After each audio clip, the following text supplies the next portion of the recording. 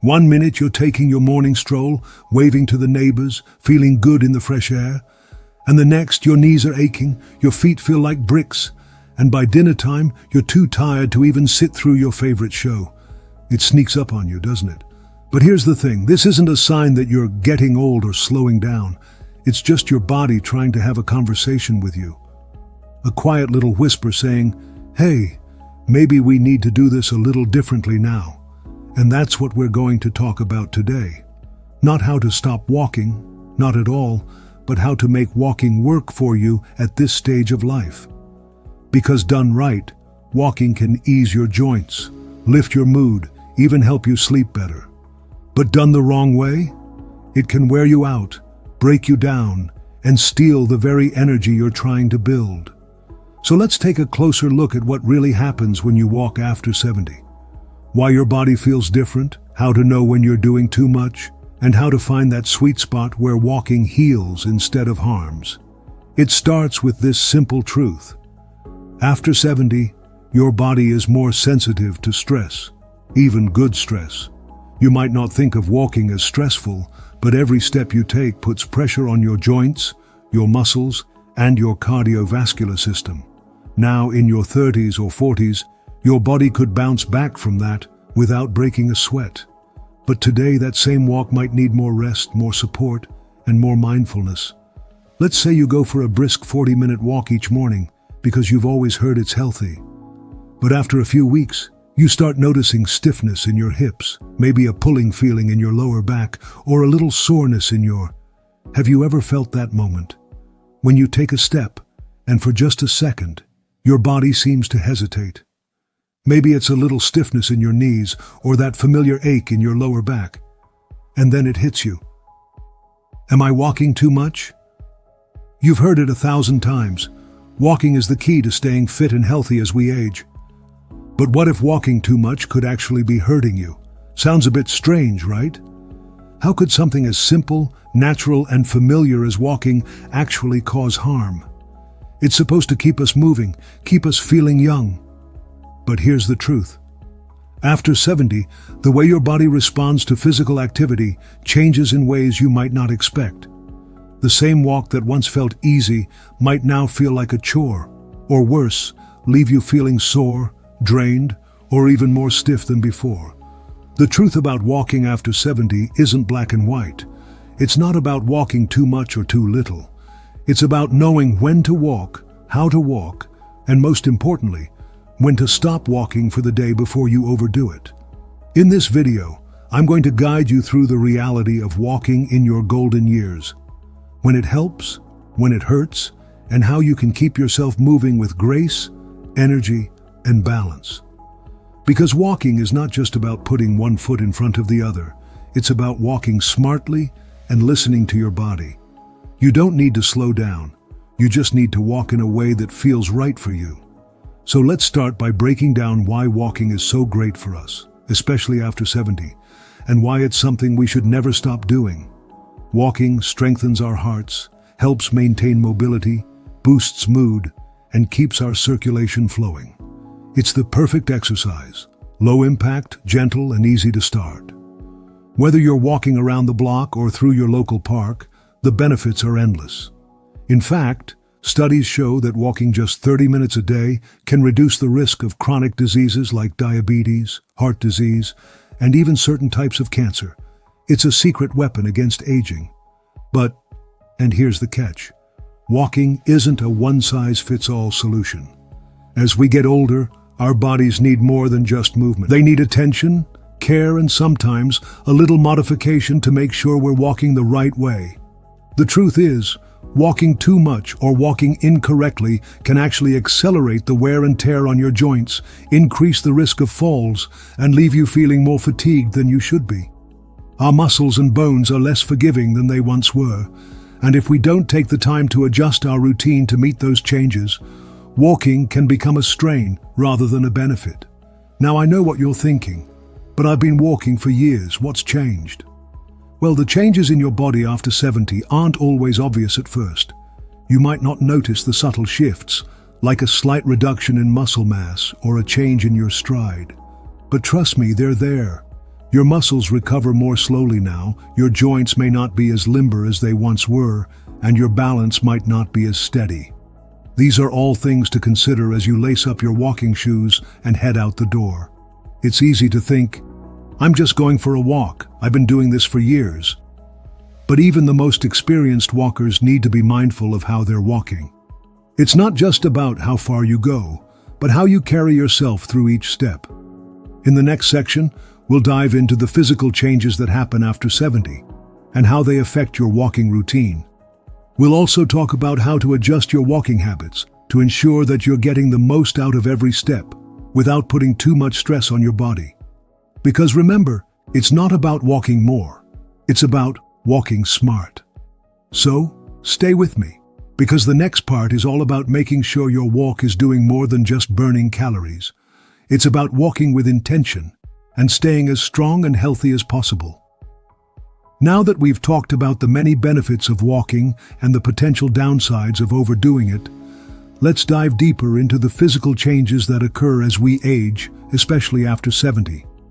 These changes are key to understanding why walking too much or in the wrong way can start to feel more like a challenge than a joy. First up, let's talk about muscle mass. As we get older, we naturally begin to lose muscle, and this process is called sarcopenia. It's something that can start as early as your 30s, but it becomes more pronounced after 70. Without enough muscle strength, even the simplest activities, like standing up, walking, or climbing stairs, can become harder. And that's not just about feeling tired. It's about putting more strain on the joints and ligaments that are supposed to support your movements. When you walk with less muscle strength, you may start to rely more on your joints, which aren't built to take on the same amount of stress. Over time, this can lead to discomfort, joint pain, or even injuries. You might think you're just walking a short distance, but in reality, your muscles aren't as able to support the movement, so your joints have to do more of the work. The more you walk, the more strain you're putting on them, and that's when we start to see issues like arthritis flare-ups, hip pain, or knee problems. But don't worry, this doesn't mean you have to give up walking. It just means we need to be a little more thoughtful about how we walk. A great way to help maintain your muscle strength is by incorporating strength training exercises into your routine. You don't have to join a gym or lift heavy weights. Simple bodyweight exercises like squats, lunges, or even resistance bands can help maintain the muscle mass you need to walk safely and comfortably. These exercises, when done just 2 or 3 times a week, can help keep your muscles strong and make your walks feel easier and more enjoyable. Another crucial aspect to consider is your joints. After 70, the cartilage in your joints begins to wear down, which can lead to osteoarthritis, a condition where the protective cartilage in your joints deteriorates. When this happens, the bones can rub against each other, leading to pain, stiffness, and swelling. This makes walking less enjoyable and more uncomfortable. The more you walk, especially if you're not paying attention to your posture or walking on hard surfaces, the more strain you put on those joints. So, what can we do to protect our joints while still enjoying the benefits of walking? First, make sure you're walking on softer surfaces whenever possible. If you can, walk on grass, dirt trails, or rubberized track surfaces instead of concrete or pavement. These softer surfaces absorb some of the impact and reduce the strain on your joints. If you can't avoid harder surfaces, consider wearing shoes with ample cushioning to provide extra support. Another factor to keep in mind as we age is our balance.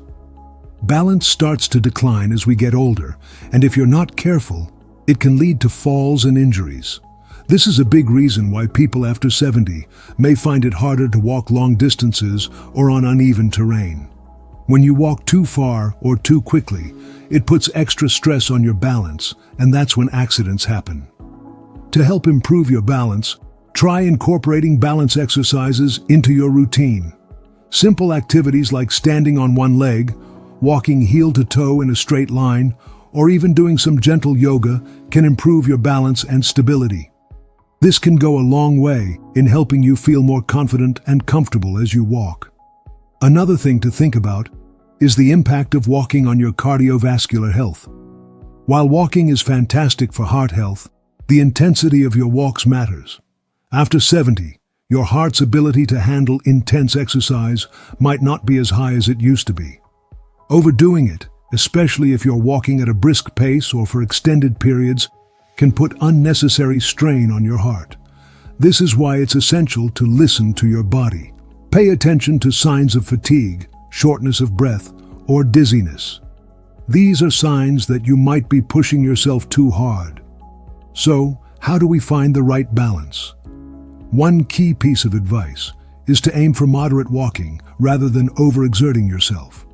Walking at a moderate pace, where you can still talk comfortably without getting out of breath, is ideal.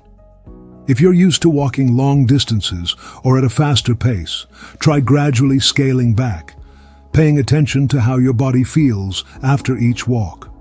You might be surprised at how much better your body responds when you walk in moderation. Now, let's not forget that age also impacts our recovery time. It's normal for your body to take longer to bounce back from physical activity, especially after 70. What you might have been able to do in your 60s might now take a little more time to recover from. If you walk too much without proper rest in between, your muscles and joints don't have the time they need to recover and repair, which can lead to aches, pains, and even injuries. That's why rest is just as important as the walk itself. Don't feel like you have to walk every day or push yourself to go longer or farther.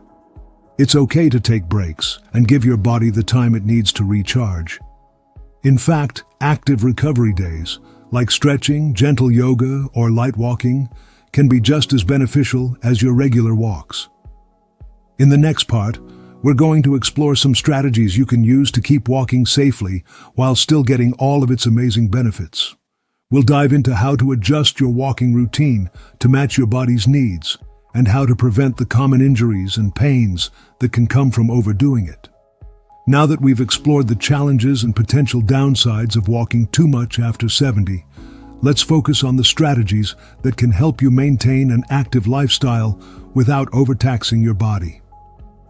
The goal is to walk in a way that supports your health, not harms it. First, one of the best ways to keep walking without pushing yourself too hard is to set realistic goals. This means considering your current fitness level and any health concerns. If you're just getting back into walking or you're worried about overexertion, start small. You don't have to walk for hours every day to reap the benefits. Start with shorter walks, maybe 10 or 15 minutes at a time, and gradually increase the time as your body adjusts. If you feel fatigued, it's okay to stop and rest. The key is consistency, not intensity. In addition to setting realistic goals, it's also important to mix up your walking routine. Variety is your friend. If you're used to walking on flat ground, try adding some gentle inclines or even some stairs to your routine. These small changes help engage different muscle groups and keep things interesting. But remember, it's about balance. If you're doing more challenging walks, make sure to give yourself extra time to rest and recover afterward. Another way to protect your body while walking is by focusing on your posture. Poor posture, especially while walking, can lead to unnecessary strain on your back, hips, and knees. Make sure you're walking with your shoulders back, your core engaged, and your head held high. Keep your arms swinging naturally at your sides to help maintain a good rhythm. If you've noticed that your posture isn't quite what it used to be, you can even do some exercises to improve it, like gentle stretches or yoga poses. A strong, aligned posture will help prevent aches and pains and make your walks feel more comfortable. As we talked about earlier, joint pain is one of the most common issues that can arise from walking too much after 70. If you're feeling discomfort in your knees, hips, or lower back, it's time to make adjustments. You don't have to quit walking entirely. Instead, modify your routine. Try using walking poles to help take some of the pressure off your joints, or wear knee or ankle supports if necessary. These small additions can make a big difference in how comfortable your walks feel. Also, don't underestimate the importance of stretching both before and after your walk. Stretching is an excellent way to keep your muscles flexible and your joints lubricated. It helps improve your range of motion and prevents stiffness. A few simple stretches for your calves, hamstrings, and quadriceps can go a long way in reducing discomfort and making your walks feel smoother. And don't forget to warm up before your walk and cool down afterward. This helps your body prepare for the movement and recover afterward. Now, let's talk about the big question. How do you know if you're pushing yourself too hard? This is one of the most important things to keep in mind. Listen to your body. If you start feeling any unusual pain, dizziness, or shortness of breath, stop and rest. Pushing through discomfort can lead to long-term damage, so it's always better to be cautious. Your body will tell you what it can handle, and it's important to respect those signals. And remember, just because you're walking less or at a slower pace doesn't mean you're not benefiting. In fact, walking at a pace that feels comfortable and sustainable will likely help you stay active and healthy for much longer. Another smart strategy is to incorporate walking into your daily routine in smaller chunks. Rather than forcing yourself to do one long walk, consider breaking it up into 2 or 3 shorter walks throughout the day. For example, take a short walk in the morning, another in the afternoon, and a third in the evening. This way, you're still getting the benefits of walking without overloading your body all at once. Lastly, never underestimate the power of rest and recovery. As we age, recovery time becomes even more crucial. If you've had a more strenuous walk, make sure to take it easy afterward. Rest days, where you allow your body to recover, are just as important as the walks themselves. Whether it's through gentle stretching, yoga, or just taking a break, your body will thank you for the time it needs to rejuvenate. Remember, overdoing it can lead to injuries and setbacks, so give your body the time it deserves to repair itself.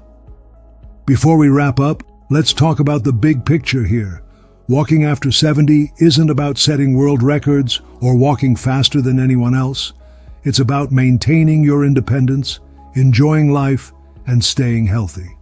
Walking can be a joy, but it's important to do it in a way that supports your long-term health. By listening to your body, taking things at your own pace, and using smart strategies like stretching, balancing your walks with rest, and paying attention to your posture, you can make walking a safe and enjoyable part of your daily routine for years to come. Remember, the key is moderation, variety, and listening to your body. It's not about how far you can walk, but how well you can walk. Stay consistent, stay mindful, and most importantly, stay motivated. Your health is an investment, and even small changes can lead to big improvements.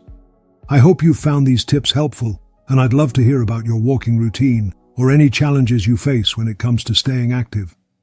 Please feel free to share your thoughts in the comments below. Don't forget to hit the like button if you found this video helpful, and make sure to subscribe for more practical tips on living a healthy, active life at any age. Here's to walking towards a stronger, healthier you, one step at a time.